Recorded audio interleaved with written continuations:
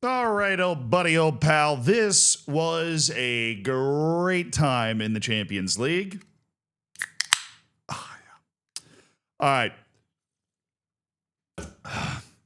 It's LaCroix. Calm down. Trying to get off a soda addiction. Anyways, the sound still has a visceral appeal to me, though. The Champions League playoff round is a huge success. I love this round. I was talking about it after the first set of matches. We've gone crazy. I already did a video about Bodto, Glimp, and Inter. They went and won 2-1. 5-2 on aggregate against Inter. Like, just insane scoreline that sends Bodto Glimp to the last 16. They're joined, and I'm not going to spend much time on this, by Newcastle, who waltzed by Karabakh 9-3 on aggregate after a 6-1 win in Azerbaijan. Give Karabakh credit for being the most surprising Champions League knockout team ever, in my opinion. I don't know if there is a more surprising, resource discrepancy wise Champions League knockout team that you will ever find. They did amazing to make it to this point. Tough for them to have to come up against the only Premier League side that didn't get in the top 8.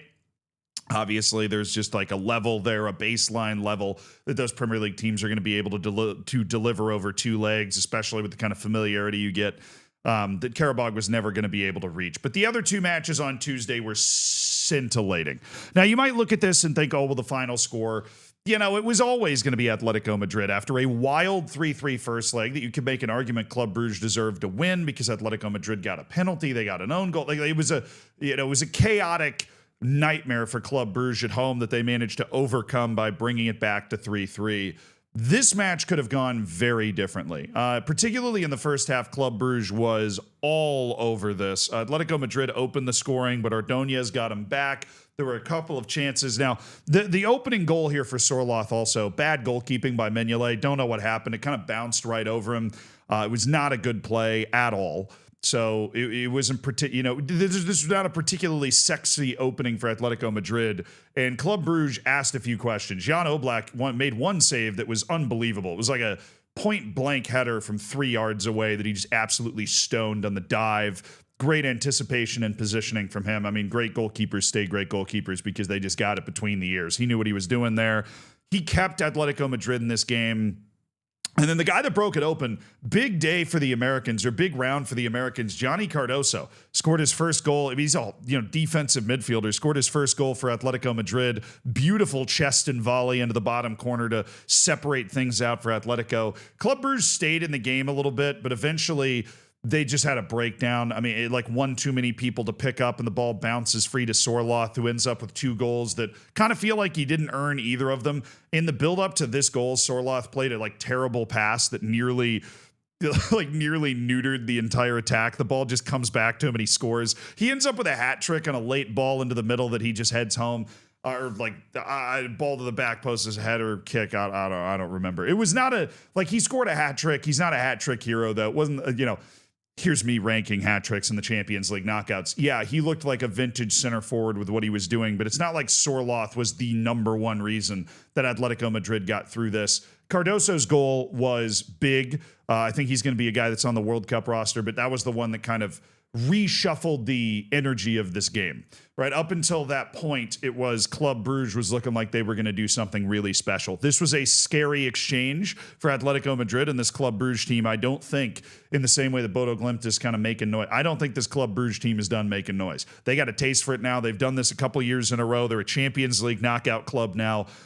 They've got the taste, and they were certainly not afraid of this moment. They just, pushing up towards the end. This was a 1-goal game until this goal by Sorloth in the 76th, which was, Brugge trying to push forward, and they ended up getting caught. So really wonderful, interesting tie. Same could not be said for this. Bayer Leverkusen did a wonderful job of killing it off to win 2-0 on aggregate against Olympiacos. Dangerous former European champions from a couple of years ago, Olympiacos. So this is not as easy as it might look on the surface for them to be able to get this done. They got it done. Leverkusen into the last 16, which is huge considering, remember they started the season really terribly under Ten Hag. They've bounced back from that. And anytime you're one of the last 16 teams standing in the Champions League, you're doing something right. Now, we carry this forward into what was a sensational Wednesday. I will start with what I think was the most tame game, unbelievably. in Real Madrid Benfica, right? Obviously, I've made another video talking about all the stuff around the game. I knew this was going to be a high energy, intense game. I expected Real Madrid to take it to him more. Benfica played really well in this game. They got the early goal. Tchouaméni showed his quality with a fantastic laser beam. Not like a worldie or anything, but just, late arriving edge of the area type shot.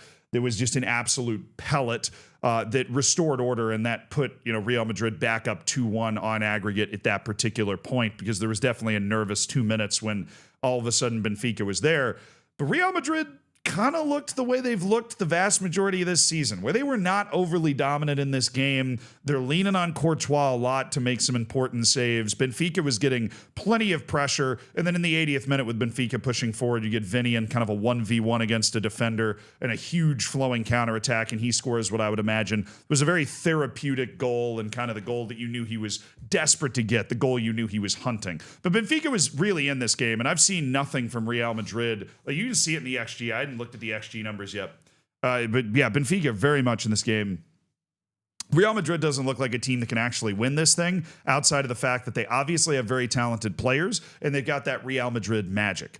We've seen them do this before, but they are certainly not humming and looking like one of the best teams in the Champions League right now. But like I said, anytime you're in the last 16 of the Champions League, something's going right. Now to the next least exciting match, which was PSG and Monaco. And that's saying something, because this match did have some jeopardy, right? It came into this 3-2 to PSG. But remember, in the first leg, Monaco took a 2-0 lead. PSG battled their way all the way back to leave 3-2 and go back up to Paris with that lead. Now, it's a double-edged sword here. One, you're playing a team from your nation, and so you have that familiarity with them. That familiarity can mean that PSG really knows how to beat them, or, as seemed to happen in this match, it means that Monaco is not afraid. Right? They play PSG at least 2 times every year. They know what they've got. They're familiar with them. And they went up there and they played well. They had a couple chances, and then Akliouche, who's this young wonder kid. Wrong guy. And then Akliouche scores. It was like really composed play from Monaco, passing inside the 18-yard box. They weren't panicking. They weren't just, shoot it, Good, well-worked play. The problem is 2 yellows in 3 minutes for this Koulibaly character. Mamadou Koulibaly, he's 21 years old. It looked like a 21-year-old challenge. Just got his first yellow card. Goes flying in needlessly, trying to win a ball he doesn't need to win. It's not like a last-ditch play. Picks up a second yellow card in 3 minutes that changes this game. The ensuing free kick after that second yellow is a goal for PSG, and this whole game just switched, right? It ended up being 4-3. PSG then takes it out to 5-3 with Kvaratskhelia following a shot. PSG then has chances, but can't score. And that was really bizarre, because Monaco all of a sudden at the end of this game was like right there. They got a goal on the counter from Teze, just, ball bouncing around in the box he's able to get on. And there was one set piece right at the end of this game where Monaco was that close to scoring. And PSG didn't kill this game off. They should have. They had the opportunity to, and they still look a little weird. But I'm going to cut them. I'm going to cut PSG some slack, because playing a team from your own league is just a different type of challenge. But PSG wins this one 5-4 on aggregate uncomfortably. There was that little flash there where down a man, Monaco nearly scored 2 stoppage time goals to pull this back. Then we had the 2 just Herculean games. Dortmund against Atalanta. I want to see the XG on this. I feel like Dortmund should have been higher, right? They probably just weren't getting the shots out of the moves, because watching this match, Dortmund was all over them. Not that Atalanta wasn't also creating, but Dortmund had plenty of chances. They had plenty of moves, but Atalanta had this one from the jump. Okay, the first goal, pretty normal goal. Second goal, bad defending. I mean, there was a defender right in front of the goalkeeper who tried to block it, like deflects it over him.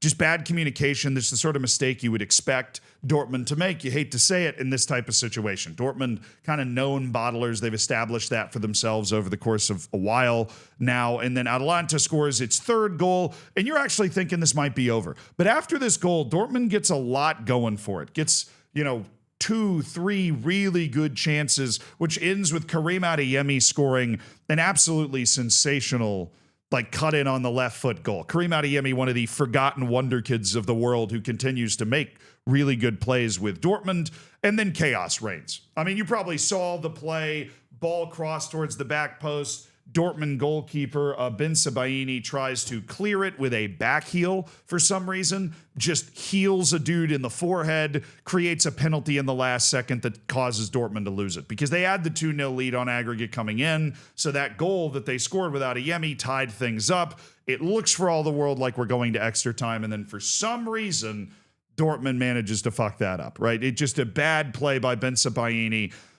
This was a nightmare. Like in the flow of this match, it did not feel like Atalanta was winning 2-3 goals at a time. Dortmund was in it, but Atalanta scored the goals and avoided the mistakes in a way that Dortmund didn't avoid the mistakes and didn't score the goals. Like they didn't make the plays that you need to make in order to win games, and Atalanta becomes the only Italian team to make it to the last 16 of the Champions League, which is a huge success story for them. They have been on the come up for a while, and they obviously continue to push the envelope with this sort of stuff to be on this stage with, I would say a bigger, older club in terms of older with its relevance at the top of Europe with somebody like Dortmund. This is a big win for them. And definitely a result that even though it's, a 2-0 turnaround, it's not that crazy, will live long in the annals of Atalanta history. And that brings me to my favorite game. Outside of the Bodto Glimp match, this was insane. Galatasaray had a 5-2 lead in one of the weirdest Champions League knockout games in a long time out in Turkey, where Juventus was short-circuiting in new and exciting ways, right? They were creating new disastrous ways to give shit away, and it was just a mess. Galatasaray came into this match with a 3-goal lead, and they came in with one plan. And I always hate this plan. They came in and went, we're going to defend. And guess what happened? Juve made them pay. Juve made them pay. They went in. They're like, we're going to defend. What happens when when you get involved in that sort of thing? Penalty. Locatelli scores. Boom. 1-0. Then you think it's over. Lloyd Kelly gets a straight red card. I think it probably was. He kind of jumped up in the air and it looked like he went and landed on, I think it was Torreira's ankle instead of maybe trying to avoid him, which I guess he's supposed to do in that situation. There was a lot of debate about it. It was certainly an unusual looking red card, but Galatasaray after that is thinking, okay, now we really just defend and we're going to be fine. We're up to 5-3 on aggregate. We can keep Juve away from being able to score. But then Juve is able to get 2 goals, the second of which was Weston McKennie doing something that he is so underrated for. 82nd minute to tie this on 5-5 on aggregate. Juventus needed a 3-0 win. They get 2 of the goals with 10 men. Weston McKennie is a dog in the air.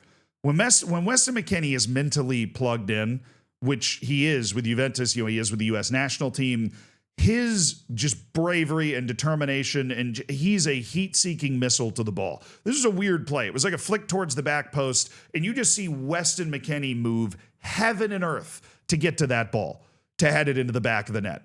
I mean, I don't know what the goalkeeper's doing. He had a pretty good game overall for Galatasaray, made a couple of key saves, but he probably should have come and got the ball, but Weston McKennie wasn't going to be denied. He bowled over Lucas Torreira and just it was an ugly goal. Weston McKennie's the king of kind of ugly, scrappy, battle your way to it in the air type goals. He does it again here. Huge moment for Juve to send this to 5-5. The problem is they get to extra time and it all falls apart. The first goal is really all that matters. The second goal was they're exhausted, pushing forward with 10 men. They're going to give up the counter.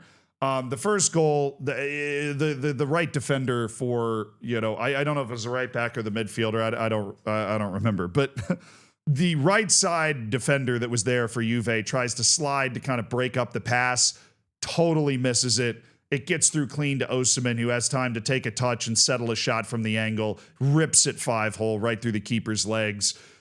And that's the danger. I mean, Galatasaray was reeling. Juventus was definitely the better team. They looked like the big old club that was eventually going to dominate, even when they went down to 10 men. Galatasaray was not cooking up a lot. They just got a moment. And they've got a world-class striker over there who was able to take the touch and settle and score. And there was a really funny moment with this goal that Yilmaz scored where Yilmaz and Osimhen were basically both in on goal, and Yilmaz kind of muscled Osimhen off the ball, and Osimhen looked kind of pissed at it. Osimhen definitely has that striker's ego turned up to 11 out of 10, but He's also the guy that broke this open for Galatasaray. So now we've got team from Norway headed to the last 16, team from Turkey headed to the last 16 of the Champions League, which is super cool. And great, honestly, great efforts from teams like Club Brugge, from Olympiacos, who kept it really spicy with Bayer Leverkusen. We got some tremendous ties out of this playoff, and that moves us forward to the draws are actually almost already known. So the round of 16 matchups, just so you know, are PSG against Barca or Chelsea, which is going to be great either way. If we get a PSG-Barcelona round of 16, how unlucky is that for Barca? You finish top 8, and that's who you get. Galatasaray is getting Liverpool or Tottenham. That, you know, if it's Tottenham Galatasaray, I think that's gettable for Galatasaray in this moment. Tottenham's got half their team in the ICU. Real Madrid has Sporting or Man City. Sporting and Man City are absolutely begging to not end up. The other side of Sporting and Man City's draw is Bodto Glimp. So you get Real Madrid or Bodto Glimp in the round of 16 of the Champions League, which means we could get Real Madrid, Manchester City, Sporting, Bodto Glimp. Would love that. I think that would be awesome for the sport. The other side of Chelsea, Barcelona is Newcastle. So that's obviously a little more attractive for them there. The other side of Liverpool, Tottenham, that's Atletico Madrid. So that Liverpool and Tottenham, you're sitting there with a pretty decent draw. Galatasaray or Atletico Madrid, no big scary team there. The other pairing that's waiting is Arsenal and Bayern Munich. They are up against Atalanta or Bayer Leverkusen. I think Bayer Leverkusen is probably a slightly better team out of those two, with the holdover of their unbelievable, perfect whatever, and just being, I think, a top 3 team in the Bundesliga. But there's not an unbelievably easy draw for Arsenal or Bayern Munich. Of course, Arsenal, the top seeded. Those are the top 2 seeded teams. So that should be the easiest draw for them overall, at least based off my understanding of it. But I think we've got a chance at PSG, Barcelona, or Manchester City, Real Madrid in the round of 16. Yes, sir. Please.